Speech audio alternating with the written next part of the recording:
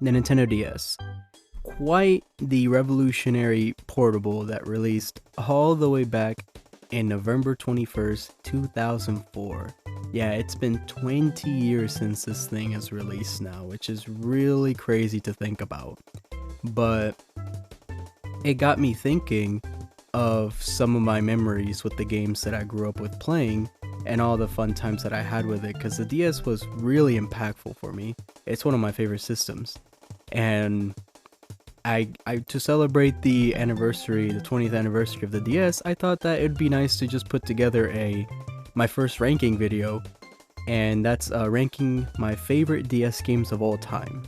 And I picked out 20 games here with 5 extra honorable mentions. I picked out 20 because, you know, it's the 20th anniversary and I thought I'd make the numbering cute or whatever. But now I will just go ahead and say this right now. I haven't played a lot of these in a long time, and I've had to pull out a lot of them to like refresh my memory and such, and it was really hard. I deliberated for days and days and days. I'm not joking about this. Like, it was really tough to play some of these. One, because a lot of them are so close together in quality and how much I love them, how much they impacted me. And I also just haven't played a lot of them to quite an extent in quite a long time. So this list is by no means definitive. By the time I upload this video, I probably will go ahead and switch some more around by the time it's out and change my mind on a lot of spots. So yeah, this is in no way definitive in any way, but you know, maybe I'll come back to it for the 25th anniversary and the whole list will have changed around if I play through all these games again. But anyway, with all that out of the way, let's go ahead and start with number 20. Number 20 is Dragon Ball Z Attack of the Saiyans. For this game is made by none other than Monolith Soft, the Xenoblade Chronicles developers, and yeah, I'm completely biased with them. Xenoblade Chronicles is like my favorite RPG series ever, and Monolith Soft has become pretty much my favorite developers, and so I would of course absolutely adore this game. Now the funny thing is, I actually played this before I ever played Xenoblade first. I had a friend's copy of it. I borrowed it, and I don't have it anymore, but I really do want to rebuy the game at some point. But it's really interesting because it's, you know, Dragon Ball Z, you're like, oh, Dragon Ball. Well, no, it's since it's by RPG devs, you would imagine they turned it into a turn-based RPG, which is really interesting. It starts at the 23rd Tenkaichi Budokai tournament, yeah, the end of the original Dragon Ball, and goes up until the Vegeta fight. That's the final thing you do, and you do these turn-based battles using your fists and kicks, and using special attacks, using your ki as magic with Kamehameha and that sort of thing, with all the different characters in the Z Fighters, and you're able to explore around the different environments and during that saga. It's pretty fun, but it's not higher on my list because it does get a little dull by the time you get to the end. Again, I probably need to replay the game, and if I do, it probably won't be on this list, but just for nostalgia's sake, I do put it up here at the bottom of my top 20. But the music is great, the conversations are interesting, the game looks really good, and again, it's just I like Monolith Soft, and I like that they actually had their own take on the Saiyan saga, so it was really neat to see. Alright, number 19. It's Worms Open Warfare 2. This is a sequel to Open Warfare, which was also for the PlayStation Portable and DS. This sequel pretty much just expanded upon that first one a lot more. You know, there were more challenge levels, more campaign to do. There was, I think, the level editor was more robust. They added more weapons. It was just a better package than the first Open Warfare. And Man, the amount of time I spent in this game as a kid was insane. It's truly an amazing game. I love Worms. Funny thing, this is like the only Worms games I've actually ever played, if you can believe that. And the only one that I owned and played. But it's such a fun game. You pretty much just control these worms and you use like weaponry. It's like a turn-based artillery game. That's what I think, that's what this genre is, an artillery game where you like basically do precise aiming shots of weaponry to try to take out the other worms. And it's just really fun. It's just, and the amount of time I spent on the level editor, again, you're probably gonna see a little theme here, but I really love level editors of any kind. And yeah, the one in Worms 2 is just really fun. Open warfare. Number 18. Fire Emblem Shadow Dragon is actually the second Fire Emblem game I ever managed to beat. The first being Warriors. I know, shameful, but when it comes to these Fire Emblem games, I love Fire Emblem. I actually grew up with the original, that first GBA release that came out outside of Japan. I got that as a gift when I was a little kid, and it was a lot of fun. I loved Lyn. I loved Eliwood. It was all good. And I also played quite a big chunk of Sacred Stones as well in the 3DS through the Ambassador program. But for some reason, I would always end up like losing the game, or the device that I'm playing it on just stops working. Something always has to happen. But you know, first it was Warriors, but you know, Shadow Dragon, I sat down, I played through it. I used a specific ROM hack to play it though, but it was finally the actual first mainline Fire Emblem game I was able to get through, and I thought it was really good. I really enjoyed it. Amazing game. It looks really great. I love Marth. I love that it's just a simple, like, it's both a revenge and a redemption story of Marth, you know, trying to redeem his country and himself and his country, because he feels guilty over running away back then when his castle was laid siege. But it's all very interesting. Again, the story's not that deep, but the gameplay is just super fun with a weapon triangle, all the characters you can use, all the strategies that you're able to use throughout each level, each chapter in the game. It's just a lot of fun, and I love strategic RPGs like this. Just pure fun gameplay and intriguing story to an extent. And yeah, I just love Marth. He's just a very endearing character. Alright, number 17. Super Scribblenauts is a sequel to Scribblenauts, which had released the year prior to this one. The difference is that this version added adjectives for you to be able to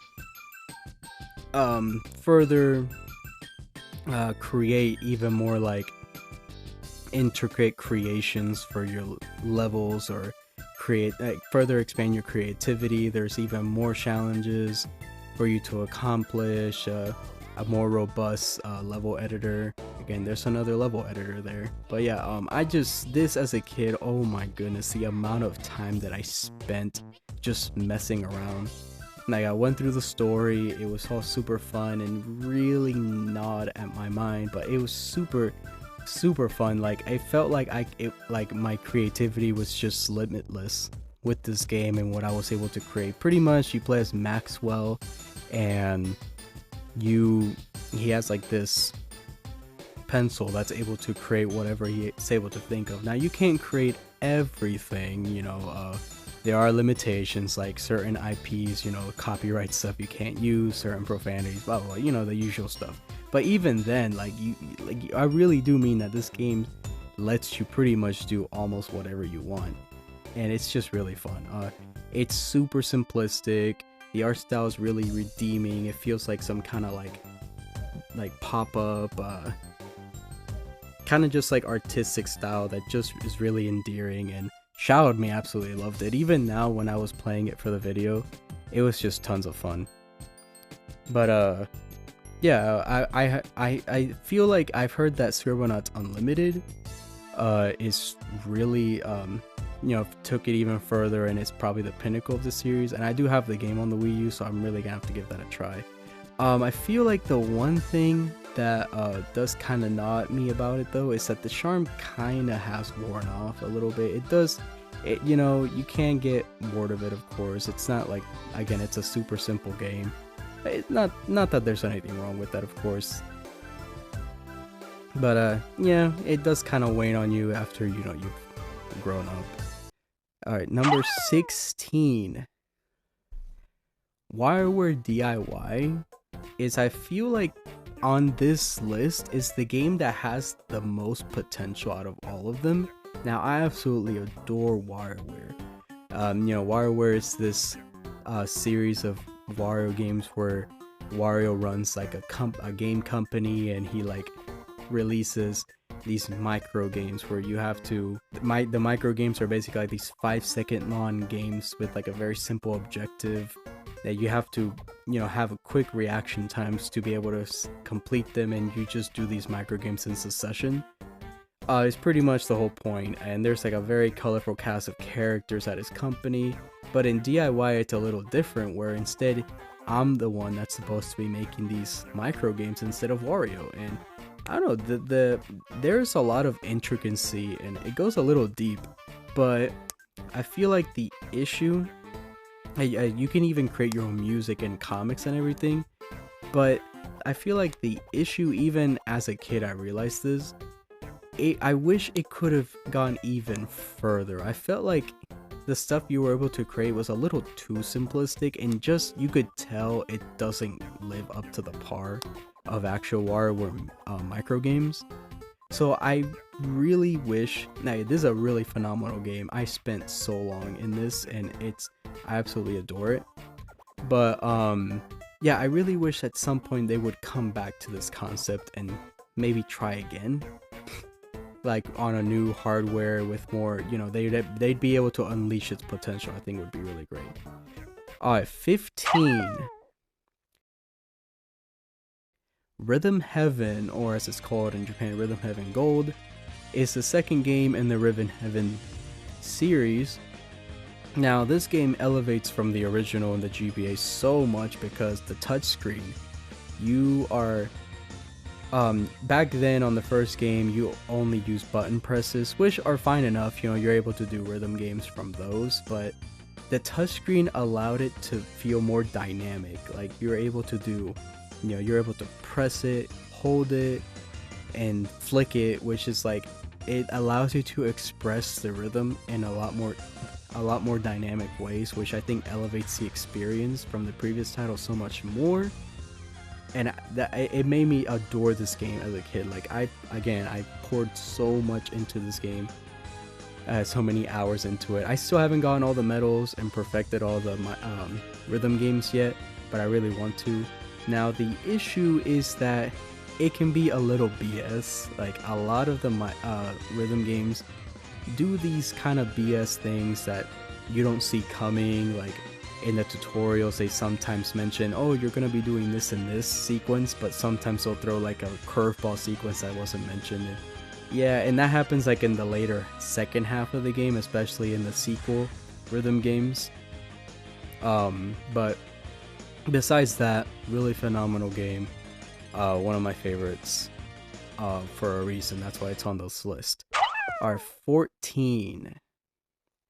Now this one's gonna be a bit odd, I know, but it's Mario Hoops 3-on-3. This is a Mario basketball game by Square Enix. Yes, you heard that right. By the people that made the Final Fantasy, Dragon Quest, all that. They made a Mario basketball game. I feel like it's one of the most unique Mario sports games out of them all. Like, you usually, when it comes to Mario sports games, usually people complain about lack of content, lack of variety in like the characters or the stadiums, but I feel like this game kind of has all that covered in terms of modes I feel like it does have a couple of extra modes, but not enough. And that is kind of why it's only 14. If it did have a couple modes, I could bump it up another spot or two. But I think the cast of characters was great because you have a assortment of Mario characters as well as Final Fantasy characters. You're able to use like Cactuar, White Mage, Black Mage, you know, like Ninja. It's very interesting, but a very bizarre game, but I absolutely love it. The gameplay is fun. It's super silly. You know, it doesn't work off of points. Really, it works off of how many coins you get on the field. And it has special moves just like in the Mario football games as well. It's super fun, really underrated, and yeah, as you can see, one of my favorite DS games. 13. Here comes another oddball choice, probably one that not many people even know, is a desktop tower defense. This was originally a, as the name implies, desktop. This was a web browser game that from all the way back in like 2007 or something, where it's a tower defense game, but instead of having like a set laid path, you have to set the path yourself with the towers, and that was a really refreshing take on the tower defense formula, and that's why it became as big as it did. I personally think it's probably my favorite tower defense besides now Plants vs Zombies is considered a tower defense, so it's either that or this desktop tower defense that's my favorite. You can go either or with the web browser version of the DS version. The DS version adds a couple of features. Yeah, it looks very crunchy graphic wise, but it has a lot of unique features, like you being able to customize the enemies and the towers. Like you're able to just create your own little pixel versions of each one if you want, if you're artistic enough, I guess. And you know, it has a couple extra modes and stuff, so I feel like it's still a competent version, which, you know, which is why I put it on this list. I've spent a lot of time on this, and it's probably my preferred way to play desktop tower defense. Alright, number 12. Now this is a really obscure one. Scourge Hive is a Metroidvania game that's isometric. It's a very interesting take on the Metroidvania genre, or subgenre I would say, where you play, I think her name is Janessa, but she is, you know, it's very, very Metroid-esque, like a little too much, but you know, she's a bounty hunter, gets a call, lands on planet, and it's like this facility that is kind of experimented with, like this biochemical thing, and it's gotten out of control and it wants to leave the planet to take over the universe. You know, it's that kind of sci-fi. You've kind of heard that concept before, so the story isn't anything that original, but the isometric design of the levels and just the presentation is really interesting. Now the reason it looks a little simple is because it actually is a dual release with the GBA, so it's both a GBA and a DS game, but of course I would go with the DS game because of the, you know, added little features of having the map on the bottom screen. You're able to use the touchscreen to move it around. I think it's just better on the DS, but I probably would highly regard the GBA version as well, but I haven't played the GBA version. The music is really good, the gameplay is fun. You find different power-ups to your guns, like electrifying blast, fire blasts, this black hole even that you can use. Like there's a lot of cool little techniques you can learn to fire with, and the bosses are interesting. The story and lore, that's where it shines. Like it's one of the more interesting stories and lore that you can, like, you know, it's like typical Metroid. It's like in Metroid Prime fashion where you're able to find all these logs and stuff. It's the same thing with this game. But yeah, highly recommend this really underrated Metroidvania game. Number 11. New Super Mario Bros. Now this is one of the ones that I was really deliberating putting underneath Scourge Hive, but I feel like just the minigames themselves and the multiplayer mode warrant being above it at least. So New Super Mario Bros. you know, this was like the first 2D Mario that had happened in so long. I think the last one before this was Mario Land 2, which came out in the 90s. So yeah, it was quite a while since the last 2D Mario, and I think it's actually one of the best 2D Marios. It does a lot of unique things. I know that everyone nowadays, you know, New Super Mario Bros, it's super stale, like we all kind of beat a dead horse there. But the first New Super Mario Bros does a lot of unique things. It introduces a couple of new power-ups. It has unique boss fights in each world, which is something that doesn't happen again in the New Super Mario Bros series. Really think about that for a sec. And yeah, I find the main game itself really endearing. But, you know, of course, there's all the mini games that it comes with. They're all fun. And then there's some multiplayer mode that's like a battle mode that Mario and Luigi have to like get stars and they can like, you know, sabotage each other. It's really fun. I played it with my brother all the time. But yeah, really solid 2D Mario and honestly one of the best. Now we're down to the top 10. Number 10 is Kirby Superstar Ultra. This is the first remake on the list, but this remake is a remake of Kirby Superstar for the Super Nintendo, and while I still absolutely adore that version, I still think that version's a masterpiece on its own for the system. This one just kind of freshened it up with like a new style. It introduces some new modes. Like the way this game works is that instead of like one single Kirby adventure, it splits it up into multiple smaller, shorter adventures with all like their own stories and stuff, which is a really interesting approach that Nintendo never did again, weirdly enough, or HAL Laboratory never did it ever again. And I really wish they could, because really interesting concept, and as you can see, it's one of my favorite Kirby games. But you know, this version on the DS Ultra, it added a couple new modes, new mini games. It did a couple of balance changes that were necessary, and it's just overall just a really phenomenal experience. Like it's the full package. You will be quite satisfied with everything this version of the game has to offer, and that's why, you know, it's number 10. Number 9. Trauma Center Under the Knife 2. So, again, this is probably another unexpected one. Would it shock you if I said this is probably my favorite Atlus game? And I'm an RPG buff. I love RPGs. I consume RPGs like crazy. Yet, for some reason, my favorite Atlus game might be a hospital game that Atlus made. Now, hear me out. So yeah, this is a sequel. I actually never played the first game. I only ever had this sequel, Under the Knife 2. But, you know, I just absolutely adored as a kid this game. Like, the story's really intricate and interesting. It's as if, like, they made this hospital drama, but actually enjoyable and good. Like, all these characters having such meaningful interactions and developments. The gameplay itself is probably some of the best, like, DS touchscreen features that I've probably ever seen. Like the way that Atlus utilized the DS features is, I think, flawless.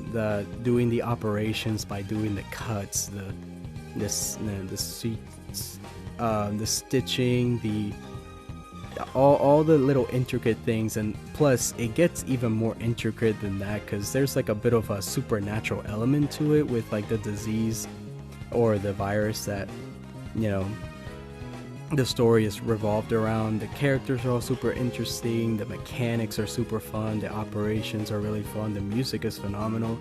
This game is just, this series is such a one of a kind. I want to play the rest of them for sure, and if I play the first one on the DS, Under the Knife, it probably would also make this list as well. It wouldn't surprise me. But yeah, really underrated Atlus game. I highly recommend this one. It's so phenomenal, and it's not even that long. It's like 6 to 8 hours, really. Like, you can get through this pretty quickly, honestly. Alright, number 8, WarioWare Touched. Now this actually is my favorite WarioWare game. So yeah, it wouldn't surprise you why it's number 8 in my DS ranking. But WarioWare Touched is the main WarioWare game on the DS.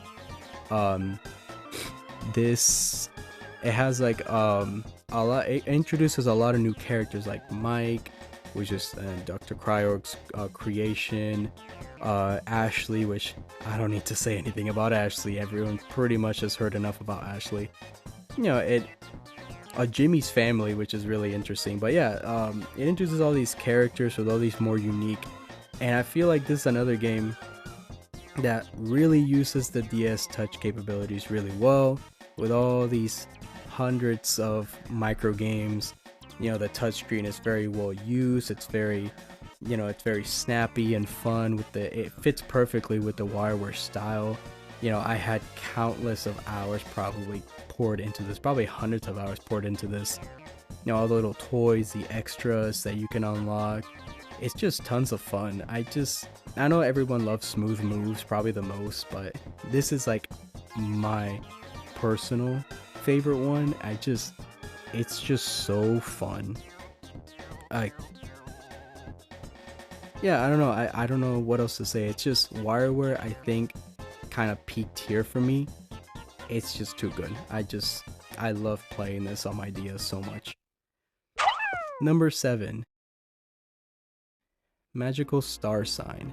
What I feel is probably the most underrated RPG in this entire system. This is a game made by Brownie Brown. They helped Nintendo with Mother 3 on the Game Boy Advance, and this is also a sequel to Magical Vacation on the Game Boy Advance, which I haven't played myself.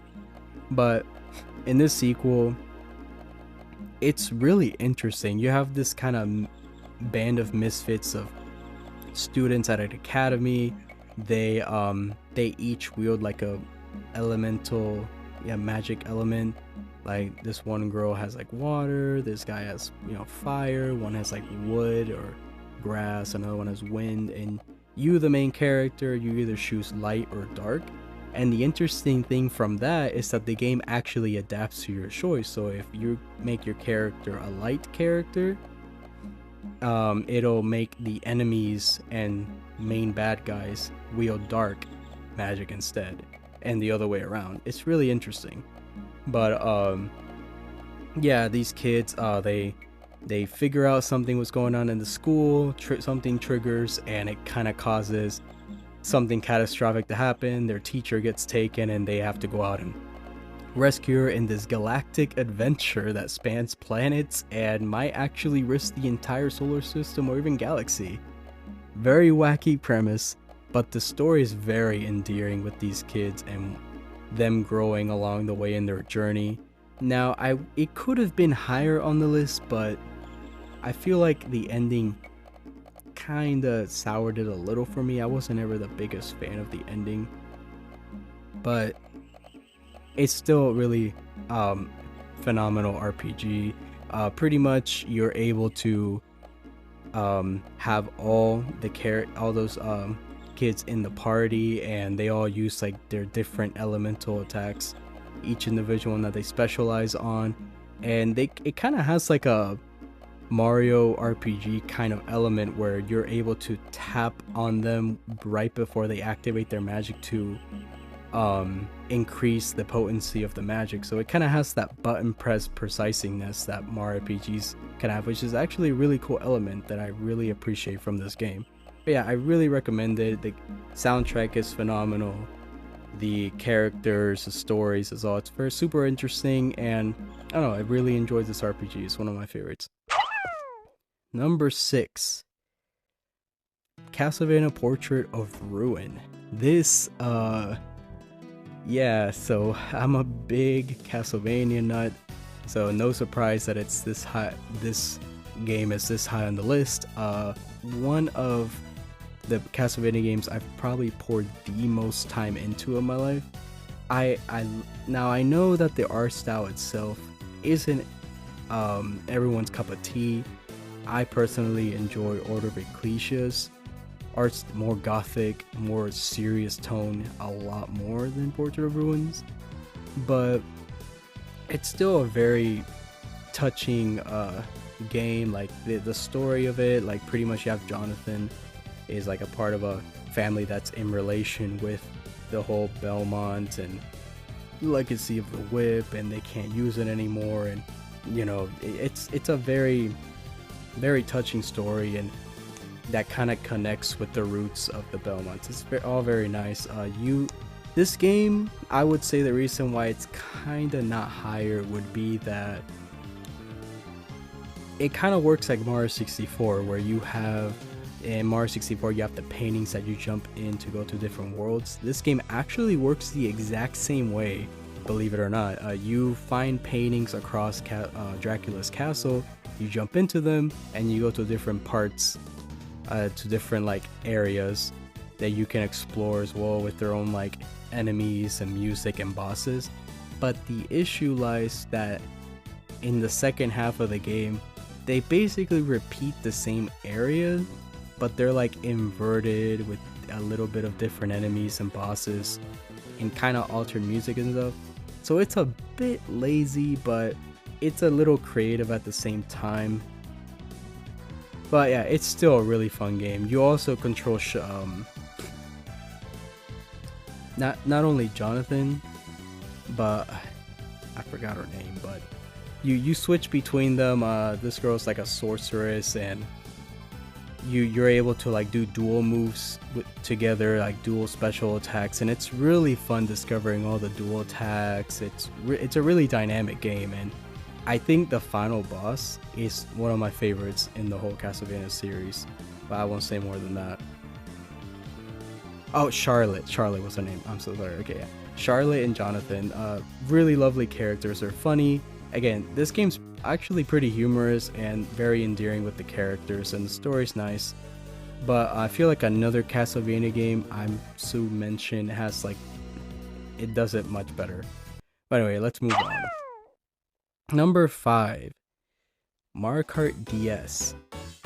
Yeah, Mario Kart DS.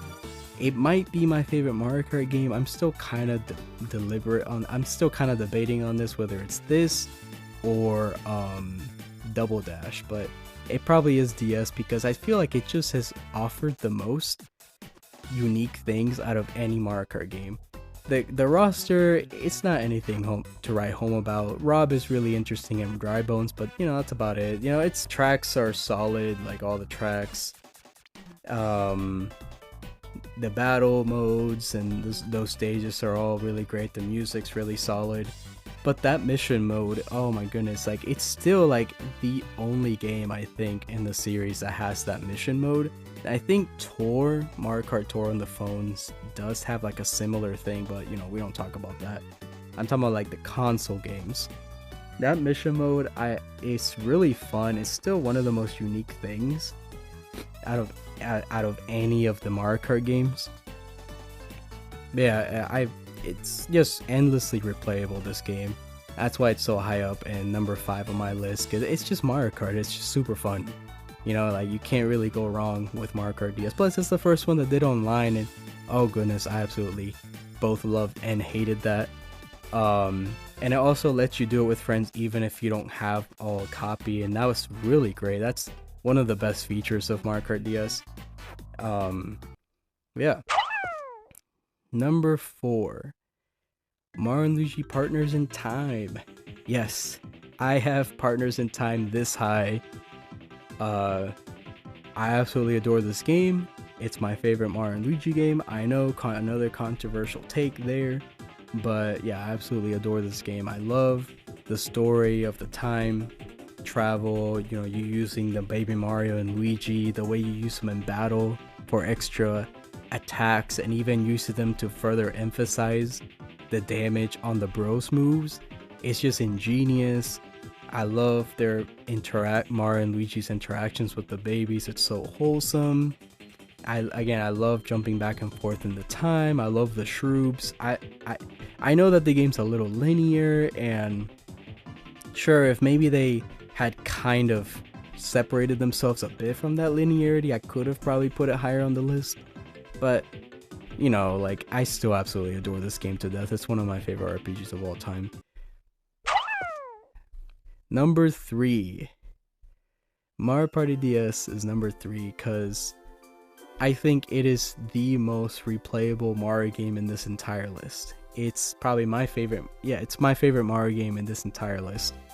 It's just probably the game I have spent the most amount of time playing out of anything on this list.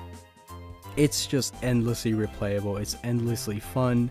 It's super unique with the concept of the characters being shrunken down and being turned tiny, and that's what the whole theming of the game is. Everything is like super big to you. Like the boards are like you being in a garden, you being in like a music library, and you know, that kind of thing. It's really unique. Like there's even bosses and stuff that are really fun. The multiplayer is really fun. Again, you don't need multiple copies to play with someone, which is really phenomenal. Again, a really great feature of the DS is that DS download play.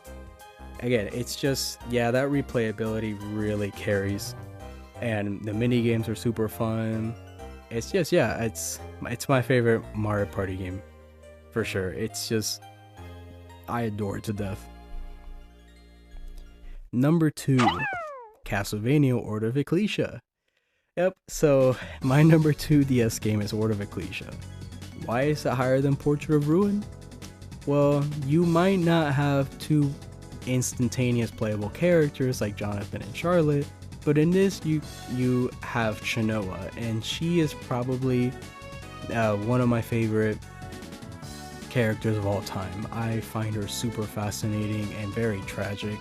The story is a lot more serious in tone and more depressing than in Portrait of Ruin. I love the gothic aesthetic that it took this time. I like how there's no like repetition with the levels. They're all like unique areas you can explore. The game is a bit more linear, sure, but just like with Partners in Time, it's just more fun to play even with all the linearity. It's just more, it charmed me more. And again, Chenoa is just super intriguing, and the music, it's just wow. The music is some of the best in the Castlevania series, in my opinion. Just the way this game works is that you are Chenoa, and she's able to, it's very similar to Aria of Sorrow, how Soma Cruz is able to absorb souls from monsters and use that stuff as like weapons. Her, it's pretty much the same thing, but she, instead they're glyphs, and she has like a tattoo on her back that lets her absorb these glyphs. And so yeah, pretty much Aria of Sorrow and Order of Ecclesia do kind of share a lot of DNA, but I much prefer Order of Ecclesia because of its much better executed story and characters and development, better art style, more fun gameplay. It's like way more dynamic. And again, that story, it's just wow. I think it's one of the only Castlevania games that I actually just cried. Like, it just really hit hard. But yeah, absolutely adore this game. I think it is my favorite. Yeah, it's my favorite Castlevania game. Like, hands down, it's my favorite Castlevania game out of all of them. Alright, now before I get to number 1, I did mention that I had a couple honorable mentions. I'm just gonna go through them very quickly. Just think of these as like spots 25 through 21. Down in the last of honorable mentions is Dragon Quest Heroes Rocket Slime. This is a unique spin-off of the Dragon Quest series where you control a slime and you like do these gigantic tank like battles where you like shuck objects at the other enemy tank, and it's very wacky and fun. But I kind of find the exploration aspect itself, you're able to also do like explore some levels by yourself as a slime. Those get a little dull, and that's kind of what knocked this down below into honorable mentions. But the tank stuff itself is like really fun, and the story's really goofy, nothing that special, but it's fun and it's funny. Fourth in the honorable mentions is Kirby Mass Attack. This is probably the most unique besides Kirby Canvas Curse Kirby game. Pretty much Kirby Mass Attack has you controlling like 10 tiny Kirbys. He got like separated from this thing that was used on him. And Kirby uses you have to use the stylus to control all the 10 Kirbys individually or together, lead them through level to level. It's a very unique way to play a Kirby game, that's for sure, and that's why I really like it.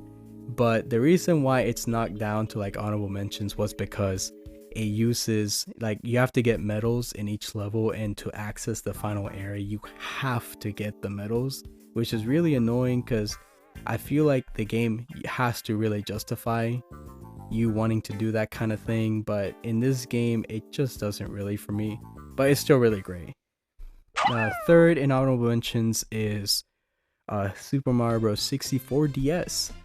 So I think that the original Mario 64 is an amazing game. It aged and doesn't control the best, and it looks a little muddied, but I still actually kind of prefer that over this. This version or remake adds playable characters. All that kind of just messed up the level designs. Their mechanics just are really wonky, and they're not really the best to use. I feel like they didn't properly implement these characters, playable characters, into the levels correctly and alter them in such a way that it justifies doing that. And the controls are just doo-doo. I'm sorry. Yeah, I hate using the 8-directional controls for the game. It's just not good. I know you can put it on the 3DS, but to use the circle pad, but even then it still only locks into just 8 directions, so it doesn't really help much. And I kind of just prefer the artistic visual style of the original version. But yeah, I think that this is genuinely just carried by all the mini games that are super fun, and the multiplayer as well. Alright, number 2 in the honorable mentions is, I know this is gonna get me a lot of flack, but Mario & Luigi Bowser's Inside Story. Yeah, I think it's a really great game, don't get me wrong, but yeah, it's just something about it just didn't completely click with me. This is the game that everyone always tells me, and I've always heard for years and years and years, that this was like the greatest Mario & Luigi. It is the greatest Mario RPG ever, and I'm like so excited. I finally played it earlier this year, and it just didn't completely click with me. Like, I think that the inside of Bowser just wasn't as interesting as I would have wanted it to be. It was kind of a letdown, and the music wasn't all the way there, although the final music and the boss music and the battle music are all really great. The areas that you explore in the overworld also aren't that interesting. I don't know, I was kind of let down by the game, but I still think it's really great, don't get me wrong. And playing as Bowser was really fun, and his writing definitely was peak in this game for sure. And the top of the honorable mentions is Pack-n-Roll, what I'm sure is a unexpected game, but this game is really fun. It's one of my favorite iterations of Pac-Man. He got turned into a ball, and you pretty much have to use the stylus to navigate him through a bunch of levels. And it's just a really, again, if you notice, I like all these games that I have in this list, it's like games that really utilize touch well. A lot of them do, and this is one of them. But I feel like the reason why I just couldn't be able to put it on the top 20 was because it can get a little BS later on in some of the levels, like downright annoying at times. But it's still a really great game. I still think it's an amazing game for sure. Alright, now with the honorable mentions out of the way, the number 1 is Ghost Trick Phantom Detective. So this game, wow. By the way, I am so happy that this got like a remastered version for all platforms. It really makes me happy because yeah, this is my favorite DS game. I played this many years ago at this point, but I don't think I've ever been as compelled, as wowed, as like I've left in awe out of all DS games than this one. Order of Ecclesia comes close, but this game just took it to a whole other level for me. The story of like you being like Cecil. And now I can't say too much because this is one of these games that you have to experience for yourself, and like once you do, you just can't ever experience it for the first time ever again, and it really hurts. But yeah, this is one of the greatest stories I've ever experienced, one of the best uses of the DS. You pretty much you possess objects and you interact with the objects to cause things to happen in the world, and the characters, you know, react to them and stuff. It's really fun, really endearing, emotional. It's just, I absolutely adore this game. This game right here is one I would put in my top 10 games of all time. It's just that good. Maybe Order of Ecclesia as well. But yeah, Ghost Trick Phantom Detective, really underrated. I'm really happy that Capcom gave it a second chance with the remaster. It's really great that they did that. I really recommend you guys to go try it out. It's one of a kind game. It's by the same person that makes the Ace Attorney series, so if you're familiar with those, you probably might like this one too. The music is like this very kind of synth feeling soundtrack. It's soothing to the ears, relaxing in some of the tracks, but some of the tracks are like very alertive, like on alert, kind of give you like a panic so you can hurry yourself, because this game is you have to do things in a timely manner, like quick, because you're being timed in every level. Like you don't have all like infinite amount of time. You have to get things done or it'll be too late, like you'll lose.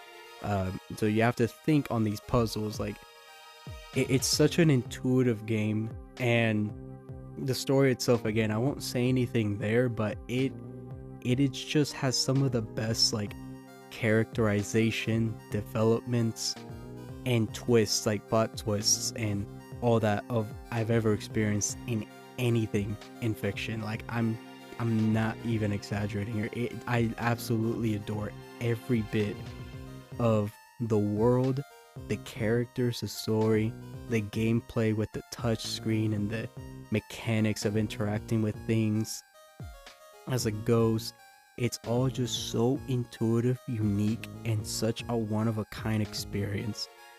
And even after all these years, I have never... Well, okay. I do I do like a couple more games, a little more than this, but I feel like this is still probably the most unique and probably one-of-a-kind game I've ever played in my life. And even after all these years, it still has that much of a profound effect on me. And yeah, I just really wish that everyone would try this out, especially with those new remasters. It's so amazing, and I hope I kind of portrayed it well here and why it's my number one DS game out of them all. And that was my ranking of my top 20 plus 5 honorable mentions DS games of all time. What do you guys think of the list? Did any of these speak to you? Do you agree on some of these? Do you disagree on some of these? What would your top 20 look like? You know, yeah, tell me, let me all know, and if you would like for me to do any kind of more rankings, yeah, I'd be more than happy to. But yeah, just wanted to do this as a nice little celebration of the DS's 20th anniversary, and it was fun to torture myself to put these all on a list, and that I'm pretty sure switch around all after I upload the video. Like, subscribe, I really appreciate it. Keep on gaming with the DS for another 20 years. See ya.